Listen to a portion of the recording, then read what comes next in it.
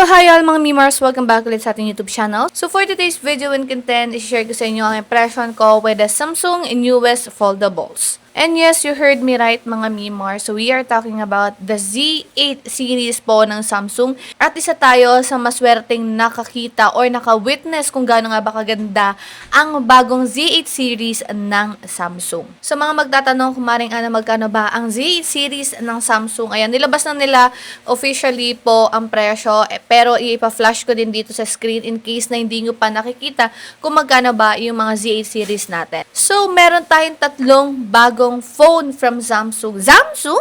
Letter Z. So, meron tayong tatlong bagong phone from Samsung at yun ang Samsung Z8 series nila na Fold, meron tayong Flip, and also meron tayong Fold Ultra. So, meron tayong Z8 Flip, Z8 Fold, and then meron tayong Z8 Fold Ultra. Yes, meron bago si Samsung which is the Z8 Fold Ultra, ang kauna-unahang Ultra na ditupi ni Samsung.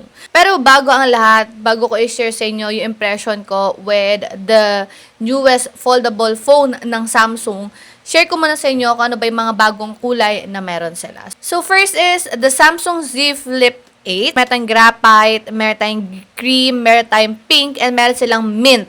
Yung mint green mga Mariko is exclusive lang yan sa official Samsung store. Sa Z Fold 8 naman natin mga Mariko, meron tayong graphite, meron tayong cream, meron tayong lavender, and also meron tayong pistachio. If I'm not mistaken, or correct me if I'm wrong, kasi yung pistachio alam ko, online nyo lang din siya mabibili. And parang exclusive lang siya.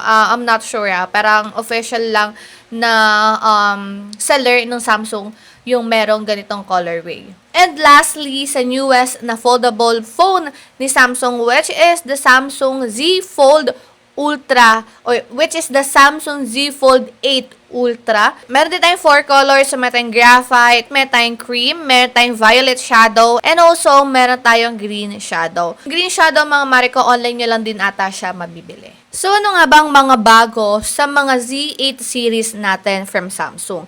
Let's start with the Flip 8. Actually, mga Mariko, ito yung pinaka nagustuhan ko na series ng Samsung, which is yung Flip 8. Kasi nagustuhan ko yung pink. Alam niyo naman lately, medyo na-attach ako sa pink, And good thing na lang na meron ng pink si Samsung. Last time kasi na flip phone nila, ang nagustuhan ko naman doon is yung parang reddish na may pagka-pink. Parang magenta yung atake niya.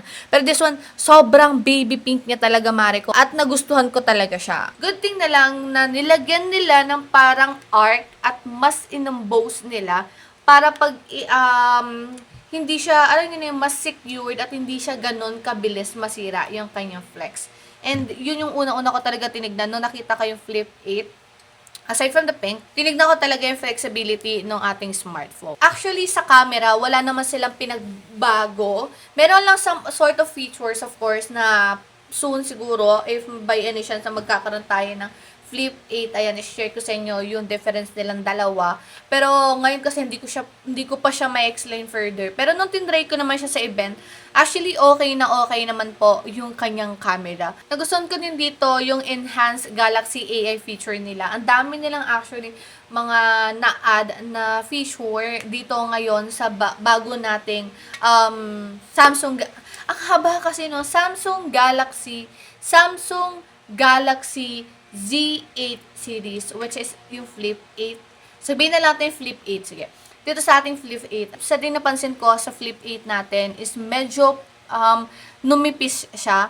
Compare sa Flip 7 natin dati, yung Flip 7 natin medyo makapal siya. Pero to, parang nagbawas sila. Mas thinner, kumbaga itong ating Flip 8. So, sa Z Fold 8 po nila, mga Mariko, na-shook ako sa size nito.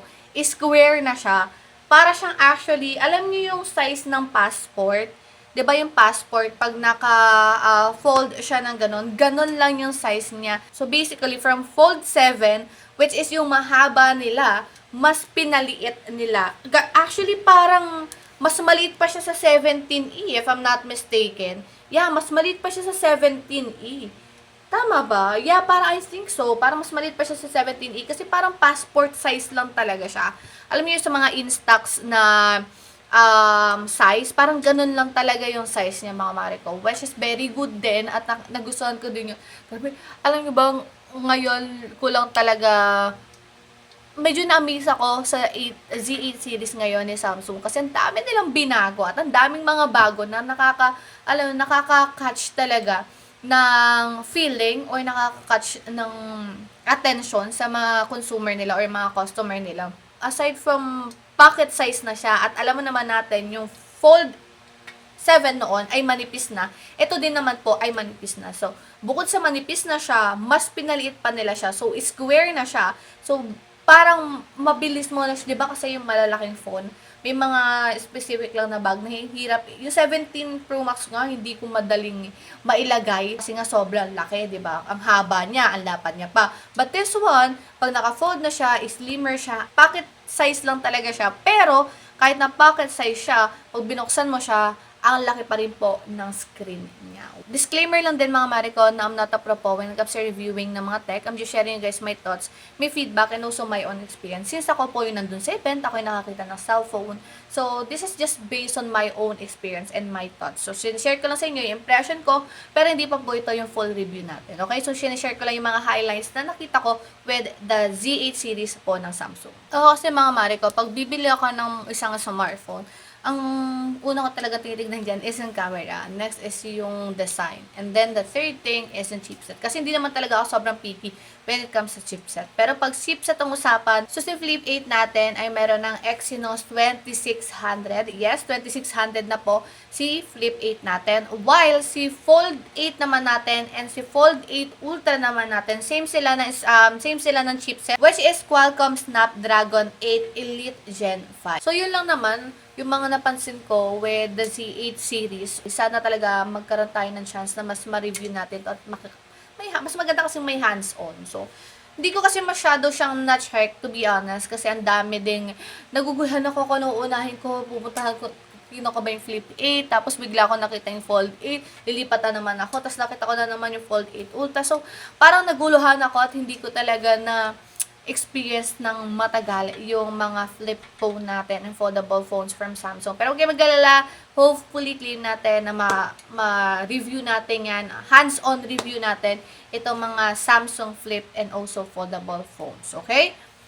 So, doon na tayo sa final impression or final thoughts ko with this 3 Z8 series from Samsung. So, if you're after stylish, everyday foldable, perfect na perfect po mga mariko sa inyo, itong ating Flip 8. Pero kung kayo naman yung tao na mahilig mag-multitask at gustong-gusto nyo yung, productive kayo, gusto nyo may ginagawa, pwede kayo nag-review, pwede habang nanonood, or gano'n yung mga gustong atake nyo sa buhay, perfect na perfect naman po sa inyo si Fold 8. Pero, kung gusto nyo ng ultimate foldable experience, ayan, maisasuggest ko sa inyo na bilhin nyo na lang si Fold 8 Ultra natin. So, ang ganda ng Fold 8 Ultra natin, actually, silang tatlo, gustong-gusto ko sila. Kung pwede lang sabay-sabay natin silang bilhin, ginawa ko na. Pero again, mga mare ko, perfect, kahit san tatlo yan sa Z8 series natin from Samsung, perfect na perfect po yan. So,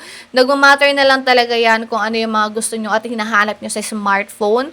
Kung gusto nyo ng minimalist lang, kung gusto nyo ng phone na madali lang magbitbit, ayan, Flip, and also yung Fold 8, pwede yan. Kung gusto nyo naman na, alam nyo, talagang pagbukas nyo pa lang mapapalingon na ang mga tao sa paligid nyo, go with the Fold 8 Ultra. So, yun lang naman yung impression and thoughts ko with the Samsung Z8 series. Once again, my name is Maring Ana. Disclaimer lang po, I'm not a pro when it comes to reviewing ng mga tech. I'm just sharing you guys my impression, my thoughts, and also my own experience with the smartphone. So, don't forget to follow me sa social media gilid. Thank you so much for watching, and bye-bye!